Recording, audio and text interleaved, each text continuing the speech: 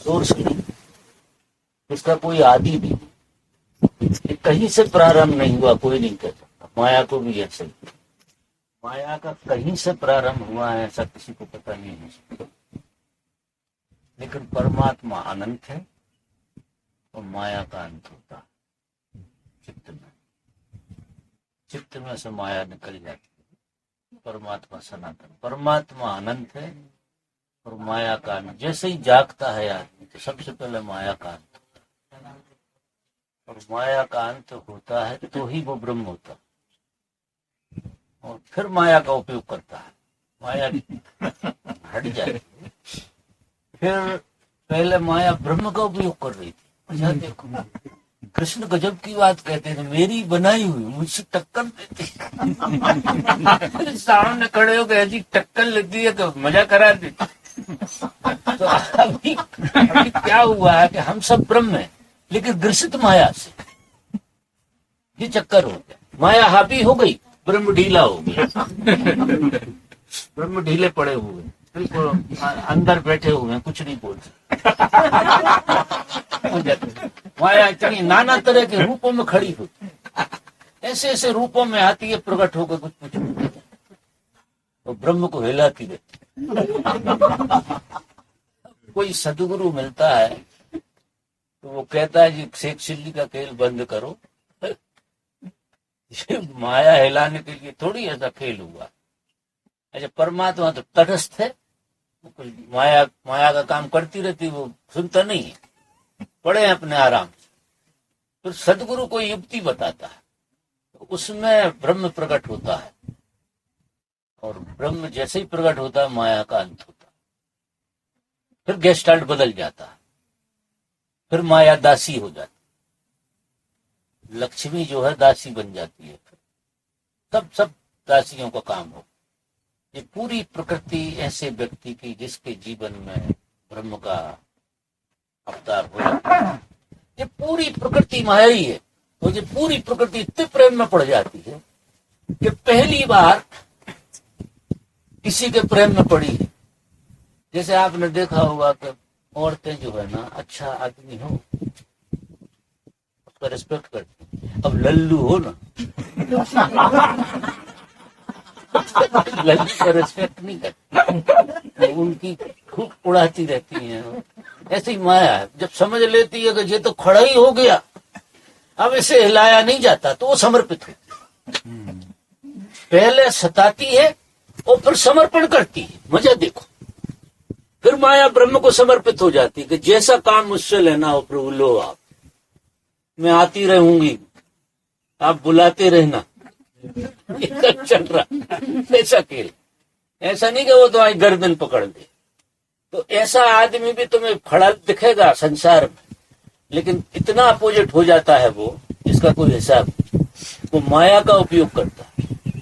संसारी में क्या होता है तो माया ब्रह्म का उपयोग कर रही, ये दुर्भाग्य है। ये कब तक चलेगा? तुम हो कुछ और माया ने तुम्हें कुछ और बना दिया। ऐसी ऐसी चीजें तुम्हारे अंदर डाल दी कि तुम्हें बिल्कुल भुला दिया है कि ब्रह्म जैसी चीज तुम्हारे पास है। और सदगुरु कहता है कि तुम वही हो। एक सदगुरु ही एक ऐसा खेल खेलता, करंट डालता, करंट, और वो करंट अगर सीधा पड़ गया और माया की, वहां भी माया बहुत दाव खेलती है। तुम सदगुरु के पास भी जाते तो माया पीछे थोड़ी छोड़ती, वो बहुत दूर तक जाती। वो सदगुरु की सभा में माया अपना जाल फैलाती, तो पता नहीं कौन कौन से खेल में पड़ जाओ। गए थे हरि भजन को ऑर्डर लगे कपास, पूना में तो बहुत लोग वही कपास ही बीनते रहे। हमने बहुत लोगों को देखा, आए थे हरि भजन को और कपास बीन रहे हैं, और उन्हें दिखा नहीं कुछ, वो परमात्मा दिख नहीं पाए। तो कैसे दर्शन होगा, ये अच्छी बात होगी, आगे भक्त सुधर जाएगा, बात तो टूट गई काम। तो जब सदगुरु से तुम्हारी आंख मिल जाए, प्रीति जुड़ जाए, तो वो तुम्हें ये बोध करा देता है। और सदगुरु से माया हारती है, परमात्मा से नहीं हारती। मजा देखो, परमात्मा से तो नहीं हारती वो कभी, लेकिन सदगुरु से हार जाती है। क्योंकि सदगुरु से क्यों हारती है कि सदगुरु की दासी हो जाती। सदगुरु ने जो जान लिया कि वो दासी है, तो फिर सदगुरु तुम्हें ऐसी ऐसी तरकीबें बताएगा, ऐसी ऐसी तरकीबें कि तुम इस माया के जाल में आ ना पाओ। और एक बार तुम्हारा पूरा पुरुषार्थ खड़ा हो गया, प्रकट हो गए तुम अपने रूप में, माया नमस्कार करने लगे। वही माया जो तुम्हें सता रही, इस जगत में जो चीजें सताती हैं वही तुम्हें प्रेम करेंगी। मजा देखो, ये सब उल्टा हो जाता, गेस्टाल्ट बदल जाता पूरा का पूरा। जो चीजें तुम्हें कदम कदम पे परेशान कर रही वे तुम्हारी सब सेवा में लगता है। इतना बड़ा चमत्कार है जी, इतना बड़ा चमत्कार है जीवन का जिसका कोई हिसाब नहीं। परमात्मा की यात्रा और गुरु का समर्पण, गुरु का प्रेम, ये इतना बड़ा खेल है, कोई अद्भुत खेल है। इसमें सारी चीजें बदल जाती, सारा संसार तुम्हें दूसरी तरह से दिखने लगता। ये सब तुम जैसे इसे देखते हो तो ये पेड़ तुम्हें और ज्यादा अच्छे ढंग से देखता। मजा देखो, तुम फूल को देखते हो, फूल तुम्हें और ज्यादा दिखता, पूरा सौंदर्य प्रकट करता है तुम्हारे सामने, कुछ छुपाता नहीं। अद्भुत खेल हो जाता, क्योंकि वो रिस्पेक्ट कर रहा है परमात्मा का, पूरी प्रकृति परमात्मा का रिस्पेक्ट में खड़ी है, दिया जलाए, आरती उतारती। तो मनुष्य जो है क्या से क्या हो जाता है और क्या से क्या हो गया। अभी तो क्या से क्या हो जाएगा वो तो बात की बात है, लेकिन क्या से क्या हो गया ये सदगुरु देखता रहता। ये क्या हो गया, क्या से क्या हो गया, फिर वो पलटी खिलाता तो गेस्टाल्ट बदलता। हम सब उस यात्रा पे हैं, निश्चित ही उस यात्रा। किसी गुरु के प्रेम में कोई पड़ जाए, यात्रा तो शुरू हो जाती है, क्योंकि गुरु के प्रेम में ही यात्रा हो सकती है। फिर आपका पुरुषार्थ है, कितनी देर आपको प्रकट होने में लगेगी, लेकिन शुरुआत तो आदमी सीधी तो नहीं कर सकता। मैं नहीं मानता कि ये यात्रा कोई आदमी सीधी कर ले, हल बैल चला रहा हो और सीधा का सीधे यात्रा वो तो किसी गुरु की उस पर भी आंख पड़ जाए और उसके एक आध दिन रोटी खा ले। कभी कभी गुरु लोग ऐसा करते हैं। हाँ, कई उसमें भी पुरुषार्थ काम करता है बाबा। गुरु से मिलने में भी पुरुषार्थ काम करता है। बिना पुरुषार्थ के गुरु आपको मिलेगा ही नहीं, दूर दूर तक नहीं मिला। दूसरी चीजें मिलेंगी ना, तो माया लेके खड़ी अप्सराएं मिलेंगी आपको।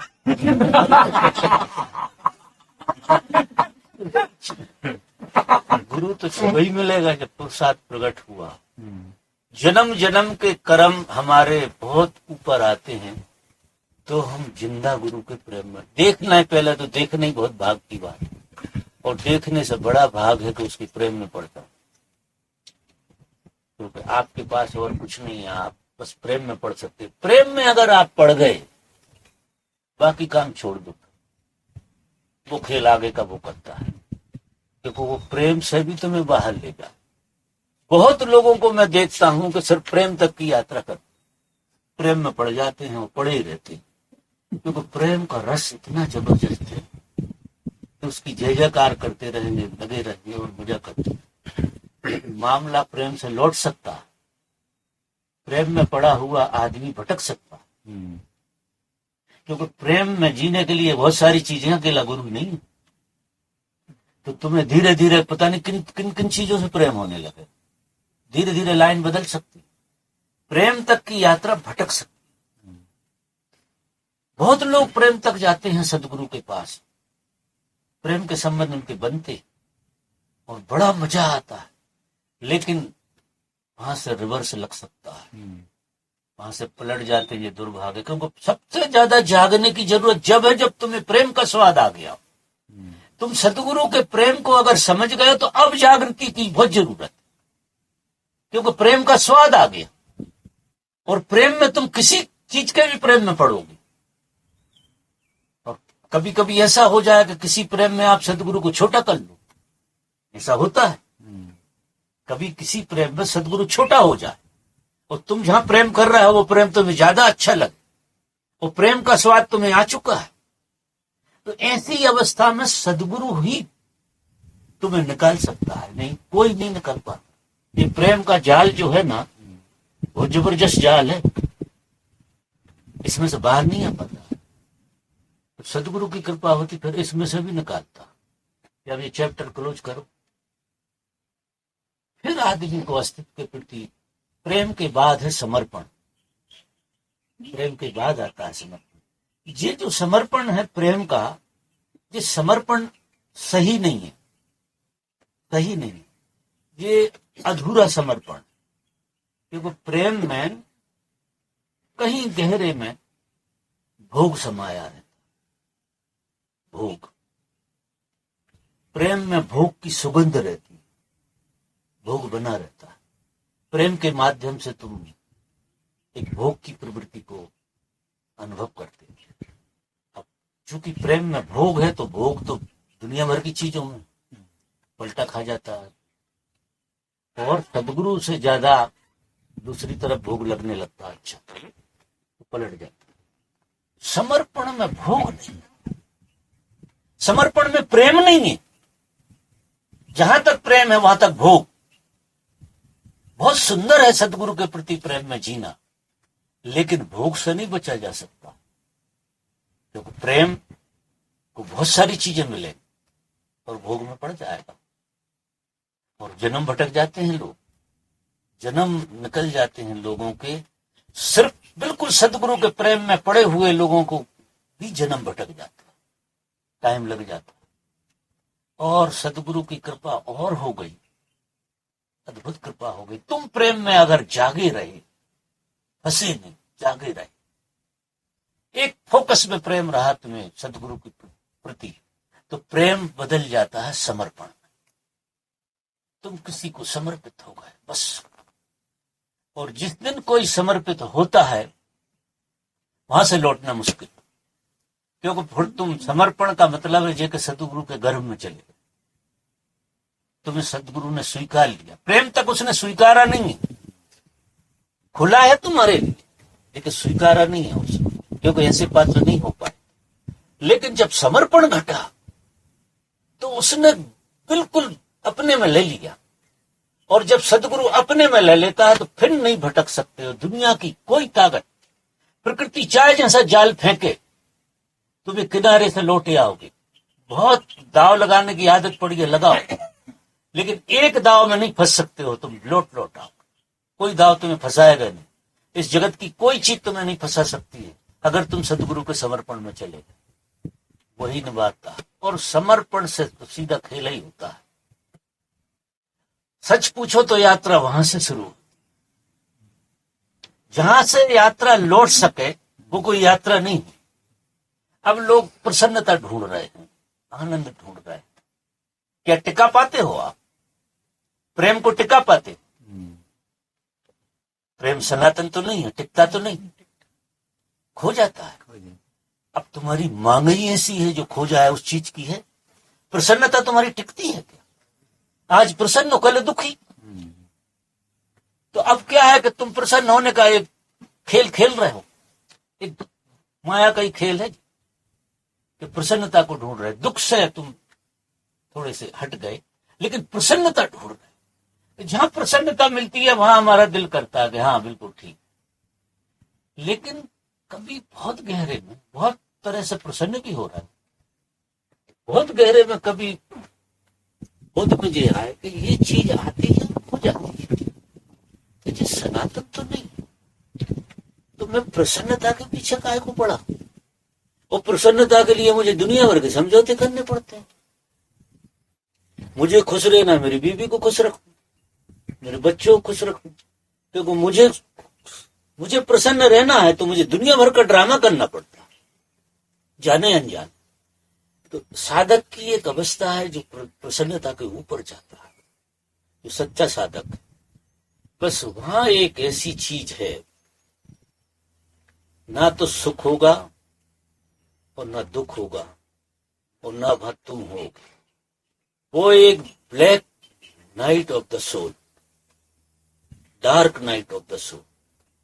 प्रसन्नता में भी प्रकाश है और अंधेरे में भी प्रकाश की परसेंटेज 1% है, लेकिन है तो सही। क्योंकि इस जगत में 100% नकार नहीं हो सकता है, और 100% स्वीकार भी नहीं होता।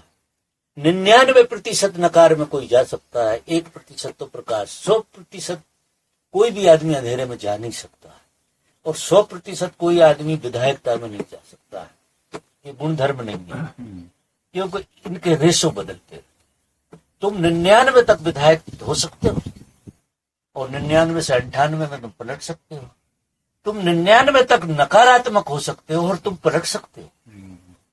अब जीवन कायदे से देखो तो ऐसे ही चल, अगर गहरे से देखो, किन्हीं क्षणों में हमारा रेशो विधायकता का बढ़ जाता, हम बड़े मजे में रहते, 50 के ऊपर चला गया, और किन्हीं क्षणों में नकारात्मकता हमारी 50 के ऊपर चली जाती है, हमारे प्राण ले ली।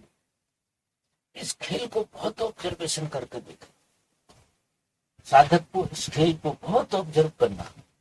इन दोनों की मांगों के बाहर जा, ना प्रसन्नता ना दुख। दुख तो खैर कोई मांगते ही नहीं, दुख तो ऐसी चीज है तो वो नकारात्मक है, इसलिए दुख तो चाहेगा ही। दुख के अपोजिट सुख चाहे। लेकिन तुम कितनी बार सुखी हो, किन किन साधनों से सुखी हो रहे? क्या तुम्हारा सुख शाश्वत है? अब प्रश्न यहाँ पैदा हो, क्या जिस सुख की तुम इतनी कामना करते हो वो जब तुम्हें मिल जाता है, क्या टिका पाते हो तुम? क्या टिकता है? क्योंकि वो टिक नहीं सकता। ये सुख और दुख, ये प्रसन्नता, ये आनंद, जिसे आनंद तथा कहते हैं, ये संसार के हिस्से सब बहुत दूर तक हम नाचते हैं, गाते हैं, घूमते हैं, परमात्मा की याद करते हैं। ये एक विधायकता तुम्हारे अंदर 99 तक जा रही, इसमें जिंदगी बिता सकते हैं, खूब नाचो गाओ, मस्ती करो, मौज करो, लेकिन ये खो तो जाती। फिर घर जाकर देखो ये खो कहां है? कोई नहीं, तुम टिका नहीं सकते, कोई उपाय नहीं। तो अब दूसरा सूत्र आता है कि ये सब चीजें मन के खेल हैं पूरे। समर्पण बिल्कुल मन का खेल है। जब इनसे थकोगे तो समर्पित होगे कि ना मुझे सुख चाहिए ना दुख चाहिए, क्योंकि दोनों के खेल को मैंने समझ लिया, सुख और दुख दोनों। वो अपन गाते हैं ना कि तुम चले गए सुख दुखों के पार, तो बीत बात। अब सुख और दुख की दोनों की मांग अगर तुम्हारी खत्म हो गई तो तुम भी पार जाओ। फिर तुम्हें घटेगा क्या? समर्पण के अलावा क्या घटेगा? जब सुख और दुख की कामना ही मिट गई, बेरंग हो गए, तो सिवा समर्पण के अब कुछ नहीं घटने वाला। और जिसे समर्पण घट गया, गुरु तो बहाना होता है, समर्पण कोई दशा होती है। गुरु तो बहाना, समर्पण एक दशा का नाम है। तुम पूरे अस्तित्व के प्रति समर्पित हो जाओ। अब जब समर्पित होगे तो तुम मिट जाओ, और जब तुम मिट जाते हो तो ही तुम कुछ हो पाते। और उस होने में ना दुख है ना सुख है। ऐसा व्यक्ति ना तो कभी सुखी होगा, ना कभी दुखी होगा, ना कभी प्रसन्न होगा, और ना कभी सैड होगा। दोनों चीजों के बाहर। वो प्रसन्नता का ढोंग करेगा, दुख का भी ढोंग करेगा। प्रसन्नता उसका एक, जैसे तुम ढोंग कर रहे हो, क्योंकि यहां रहने के लिए तुम्हें दिखाने तो ढोंग ही करना, उसकी कोई मांग नहीं है। अगर प्रसन्नता उसकी चाय हो तो वो तो बन गया। रोज कीर्तन होना चाहिए, रोज लोग आना चाहिए, रोज ऐसा होना चाहिए, अब वो तो बन गया। फिर वो है ढोंग। वो तो तुम्हें उकसाने के लिए, फुसलाने के लिए तरीके। गहरी बात तो और ही होती, वो इनके बाहर खड़ा हो। और अगर इनके बाहर ना खड़ा हो, ये सब चीजें थकाएंगी। क्योंकि 4 दिन और कीर्तन करा लो, तुमसे थक जाओगे सब। 4 दिन और करा लो कीर्तन, ज्यादा से ज्यादा। तुम कहोगे अब बहुत हो गया यार, भागो, अब हमें बाजार की वो मोटरों की आवाज सुननी। धंधा वाला, बम्बई वाले बम्बई भाग जाएंगे, अहमदाबाद में जाकर करेंगे कहीं अड्डे में। ऐसा खेल होगा, क्योंकि ये सब चीजें सनातन है ही नहीं। सनातनता समर्पण में आती, और समर्पण प्रेम के पार है, और हमारी यात्रा प्रेम तक होती है। तो मार्ग तो बाबा समर्पण का भी प्रेम से ही खुलता है। बिल्कुल, मार्ग समर्पण से ही है, प्रेम से ही खुलेगा मार्ग। तो इसलिए तुझे सब कराया जाता है कि कम से कम प्रेम तो सीख लो।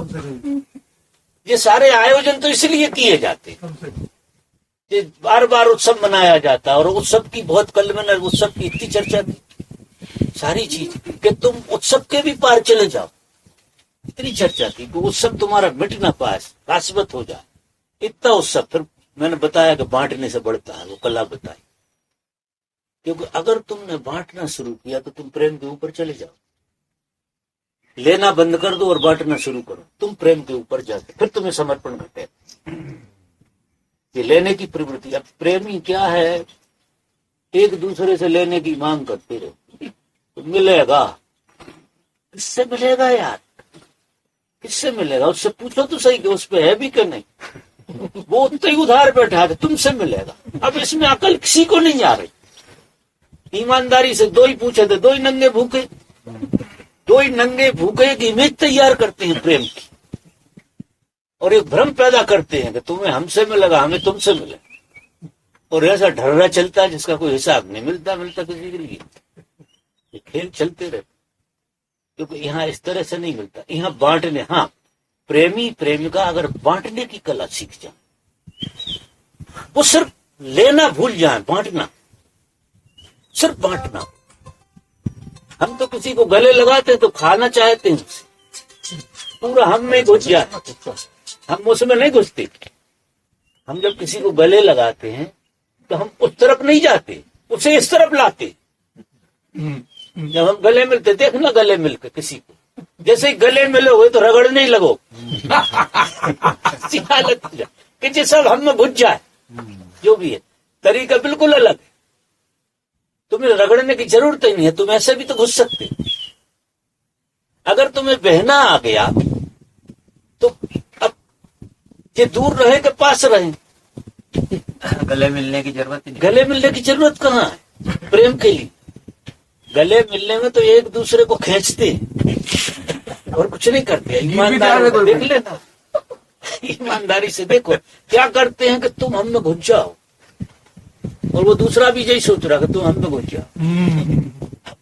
प्रेम का खेल दूसरा है कि मैं तुम में घुस जाऊं, ये किसी की भावना नहीं होती, कि मैं तुम में प्रवेश कर जाऊं।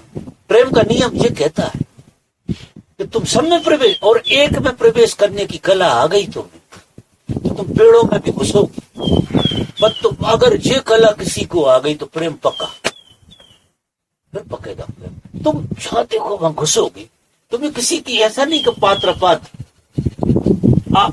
पात्र नहीं देखोगे, जो मिल जाए उसमें घुसोगे तुम। अगर इस तरह से सीख लिया, उस वो कल जो मैं कह रहा ये देने की कला है। हम किसी को मीन्स प्रेम से उसके तरफ देखे, मीन्स हंसे, या मगर शायद उससे मीन्स उनका ही मुंह चढ़ा हुआ हो, तो फिर उनके सामने नहीं हंसना चाहिए, या हमें हमारा करते हैं। तुम्हें तुम्हारा काम करना चाहिए। तुम हंस रहे हो तो मतलब क्या होता है कि हमारी हंसी भी व्यंग्यात्मक होती है। किसी का मूड खराब है, वो हमारी तरफ नहीं देख रहा है तो हम हंसेंगे, तो निकल जाना चाहिए बाजू में। बाजू में से नहीं, बाजू में से नहीं निकल, बाजू में से निकल। तो तुम एक्सप्रेशन मत करो उसे दिखाने, लेकिन उसमें बहो। क्या होता है, आदमी के जीवन में करुणा का होना बहुत जरूरी, करुणा बहुत जरूरी। जब करुणा आती है तो दोष मिट जाते हैं। तुम्हारे पास कुछ है, करुणा जब ही आएगी। और कोई पात्र है कि नहीं है पात्र, तो किस कला से तुम दे सकते हो, वो तो कलाकारी तुम्हारे भीतर हो। करुणा किस तरह से बटे तुम्हारी, और बांटना ही सीखना पड़े। इस जगत में महामंत्र है बांटना, और जितनी चीजें बढ़ती हैं वे बढ़ती हैं। लोग तो समझ नहीं पाते, धन भी बढ़ता है बांटने से। लोग इस विज्ञान को नहीं समझ पाते। जितना बढ़ता है उतना बढ़ता है, बढ़ता किसी और रास्ते से है, बढ़ता किसी और रास्ते पे है। क्योंकि इस जगत का नियम ही नहीं है। कारण क्या है इस जगत के नियम में, कि जो चीज तुम बांटोगे वो कई गुना होकर तुम पे सर्कल पूरा करेगी। ये नियम है क्योंकि ये अस्तित्व क्या करता है, ये अस्तित्व की इतनी मिस्ट्री है, अद्भुत मिस्ट्री है कि तुमसे जब चीज निकलती है, क्रोध निकले, प्रेम निकले, दान निकले, भाव निकले, जो भी निकलता है वो बहुत रस्तों से रिफाइंड होता है, रिफाइंड होता हुआ आता है, सबकी तरफ घूम के आएगा और लौट के अंत तुम पे ही होने वाला है। तो जो तुम बांटोगे, प्रेम बांटोगे तो प्रेम तुम्हारे भीतर सार्फ होके आएगा, मजेदार होके आ जाएगा। धन बांटोगे तो धन सार्फ होके आएगा, वो लौट के आएगा तुम पे ही, क्योंकि यहां सब तुम्हारा जो है ना तुम्हें ही लौटा दिया जाता है। ये जगत कुछ रखता नहीं है। जिस तरह से तुमने समुद्र को देखा है, समुद्र कुछ रखता नहीं है, सब बाहर फेंक दे। ये ब्रह्मांड पूरा का पूरा सब कुछ तुम्हारा तुम पे फेंकता। अब तुमने गाली फेंकी तो गाली गई घूमती घूमती घूमती घूमती और इतनी सार्फ होकर तुम में छुपेगी क्योंकि तीर बनकर तुम्हारी तरफ आएगी। क्योंकि इस जगत का नियम है कि जो फेंकोगे, जो बांटोगे वही पाओगे। और अभी भी जो पा रहा है वो बांटा होगा जाने अनजाने, क्योंकि ये परमात्मा ने एक ऐसा खेल खेला है कि तुम में से चीजें होती हैं, निकलती हैं, और भी चीजें सार्फ होती हैं फिर सब में घूम के, और सार्फ होती होती होती होती हो तो तुम पे आके लय हो जाती हैं। मजेदार खेल ये होता है। तो तुम एक गाली को भी बाहर नहीं रख सकते हो, वो लौट कर तुम में बर्छी की तरह लगेगी आके, और तुम्हारे प्रेम को भी, तुम्हारे दान को भी, तुम्हारे भाव को भी, तुम्हारी करुणा को भी, ये सारी चीजें बाहर जाती हैं और लौट कर तुम पे आती हैं। ये विज्ञान समझो। इसलिए जीवन को बहुत होश में जीने की जरूरत है। क्या फेंक रहे हो वही आने वाला है, और सार्फ होके आने, और दूसरे रास्ते से आता है। क्योंकि माया का ऐसा खेल है कि तुम जाग नहीं सकते। गाली इन्हें दी, जूते इन्हें मारे, अब इनका इनसे कोई लेना देना नहीं। तुमने गाली इन्हें दी और ये गायब हो गए, क्योंकि बात घूमती घूमती जाती है। जो अस्तित्व में घूमता है खेल, और खेल घूमते घूमते इन तक आया, उनने उठाया जूता और दो ठोक दिए तुम। अब तुम कह रहे मैंने साथ में का कुछ बिगाड़े नहीं, इसने दो जूते मार दिए, खाओ जूते। ऐसा हो ही नहीं सकता कि उसने जूते मारे और तुमने ना फेंका हो। तुमने फेंका होगा कंकड़ और वहां से आए जूते, क्योंकि यहाँ इस जगत में बढ़ता है। केमिस्ट्री ऐसी है कि तुम जब प्रेम फेंकते हो तो अपार प्रेम आता है तुम्हारी तरफ। तो क्यों यहाँ वही का वही तो आता नहीं है। यही तो उपद्रव होता है। तुम धन फेंको और धन आएगा पता नहीं कहां से, तुम्हें पता ही नहीं लगेगा कहां से लॉटरी खुल गई तुम्हारी। करके देखो, ये विज्ञान है जीने का, और ये जिसकी समझ में आ जाता है ना, और जाने अनजाने जो तुमने डाला है वही तुम पा रहे हो, चाहे कभी डाला हो। और डाला कंकड़ की तरह हो, चट्टान की तरह आया है, लगेगी चट्टान की तरह। रोते हो कि यार ये चट्टान कहां से आ गई, मैंने तो कुछ ऐसा किया ही नहीं। वो अस्तित्व के नियम में ऐसे ही चलता है। यहाँ कई गुना होके आता है, ये ख्याल बना। इसलिए इतने जागने की जरूरत है यहाँ। अब अगर ये विज्ञान मेरा समझ गया हो तो कितने जागने की जरूरत है। तो वैसे ही कोई का गला नहीं पकड़ोगे, तुम इनका गला पकड़ो, ये तो चले जाए, कोई तुम्हारा काट ही दे तो आएगा ही, क्योंकि वही बढ़ेगा। वो तो रिफाइंड होता है। मजा देखो, यहाँ क्या है, एक कलेक्टिविटी है, यहाँ निजता नहीं है। यहाँ हम समूह चेतन में जी रहे हैं, व्यक्ति नहीं है यहाँ। ये व्यक्ति खेल नहीं खेल रहा, ये समष्टि खेल खेल रही है, और समष्टि रिफाइंड करके लाती है। जो चीज तुम डालते हो समष्टि में रिफाइंड होती है, शार्प होती है, और शार्प होकर तुम पे आकर लय होती है, क्योंकि साइकिल है पूरा का पूरा। यहाँ सब चीजें साइकिल में चल रही, इसलिए बहुत जाग के जीने की जरूरत है कि तुम डाल क्या रहे हो। तो मैं तो कहता हूं कि अब डालो, जब समझ में ही आ गई बात तो प्रेम ही डालो ना यार। इतना सा डालो, छठा तो बट डालो। 1 रुपया दान करो, ये नहीं कह रहा हूं कि लाख करो, 1 रुपया करो, 10 रुपया करो, तुम्हारी जो औकात हो वो करो। अब वो कैसे रुपया का इंतजार मत करना। रुपया ठीक है, फिर तो हम कल पे ही देते 10, और फिर महीनों इंतजार करो, कुछ आए तो। विज्ञान मेरा समझो मैं क्या कहना चाह रहा हूं, मेरा विज्ञान समझो। मैं जो कल सूत्र कह रहा था, थोड़ा समय कम था इसलिए पूरा खुला नहीं था, रात हो गई। ये विज्ञान है जीने का। कि यहाँ आंखों से, वाणी से, देह से, कर्म से, अकर्म से, भाव से, विचार से सब कुछ अच्छा फेंको, वही लौटेगा। अब धीरे धीरे तुम रिफाइंड होने लगोगे, क्योंकि जो तुमने डाला उससे तुम रिच होगे। क्योंकि तुम रिच हो सकते हो तुमसे ही, किसी और से नहीं।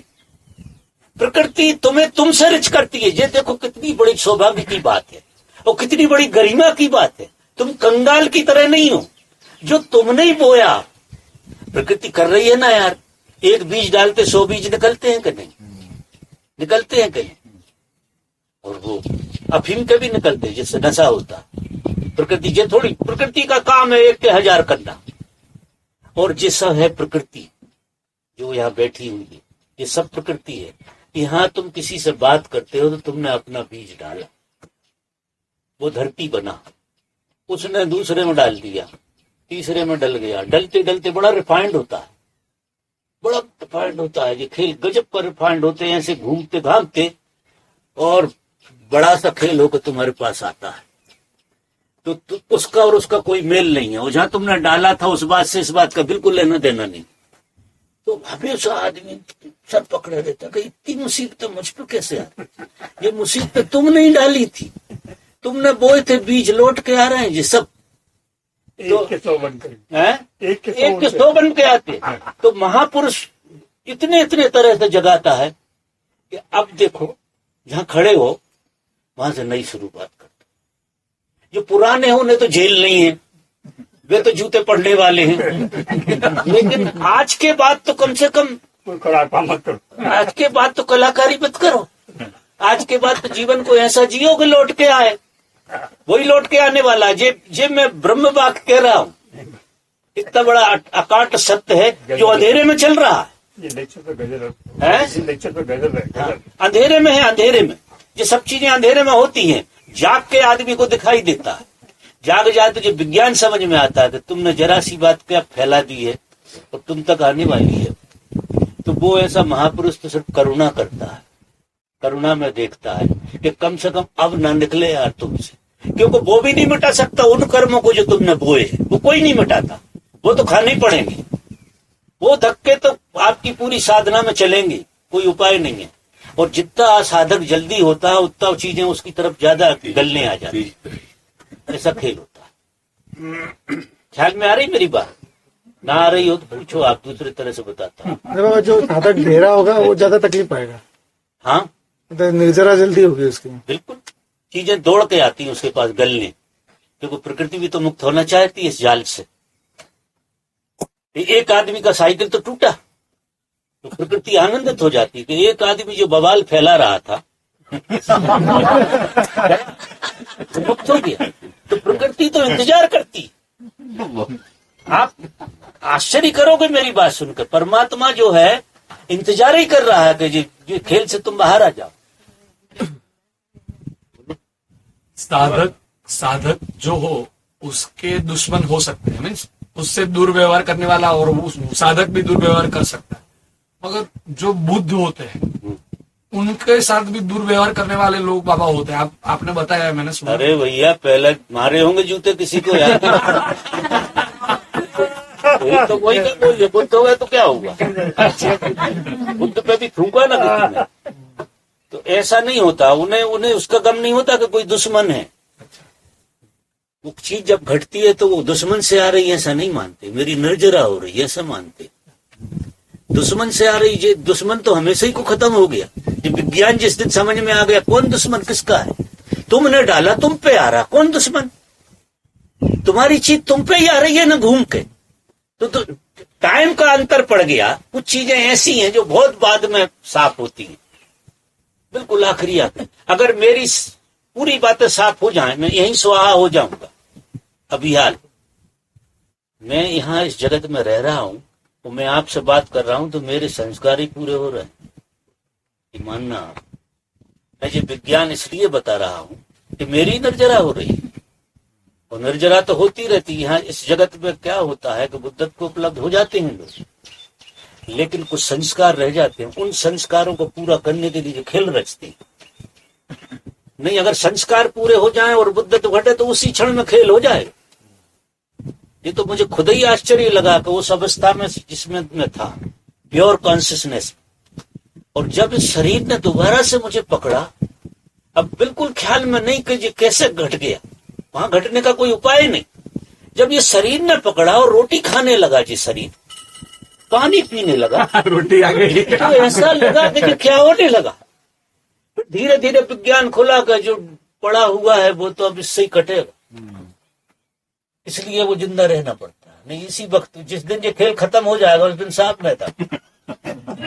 और मेरी तो बड़ी तैयारी रहती है कि फटाफट हो जाए, फटाफट, बहुत बढ़िया बात है। बाबा कीर्तन भी शरीर का रेचन ही है क्या एक तरह से, और ध्यान और कीर्तन दोनों साथ में? सब एक ही बात। और मैंने एक बात कही, पतंजलि जो कहता है यम, आपका आज से व्यवहार सौहार्दपूर्ण होना चाहिए। आज से ये चीजें घूम के आ जाएंगी, वे तो गल जाएंगी, लेकिन नया कंकड़ नहीं फेंकना। साधक का पहला लक्षण कि नई आपकी ना वाणी से, ना भाव से, ना आंख से, ना हंसी से, ना मजाक से, किसी चीज से आप कोई चीज किसी में मत डालिए, आपके भीतर ही गलाइए, क्योंकि वो सर्कल में अगर चली गई तो लंबा सर्कल लेकर मारेगी आपको। और साधना से ये गल सकता है, बहुत कुछ गल जाता है, थोड़ा बहुत बचा रहता है जो फिर ऐसे करके गलता है बाद में, और वो तो जरूरत रहती है अस्तित्व की। इसलिए अस्तित्व समय के पहले, बुद्धत्व हमेशा लोगों को समय के पहले घटता है। अगर बुद्धत्व ठीक समय में घटे तो वो आदमी बुद्धत्व में ही लय हो जाए, क्योंकि वहां से लौटने का कोई आयोजन, वो इतनी परम बात होती है कि वहां से कैसे लौटना होता है, ये महाआश्चर्य है। इधर से जाना इतना बड़ा आश्चर्य नहीं है, लेकिन लौट आना बहुत बड़ा आश्चर्य। तो ये सब जो खेल रहता है, जैसे इन्होंने कहा बुद्ध पुरुष के भी दुश्मन होते, उसे नहीं होते।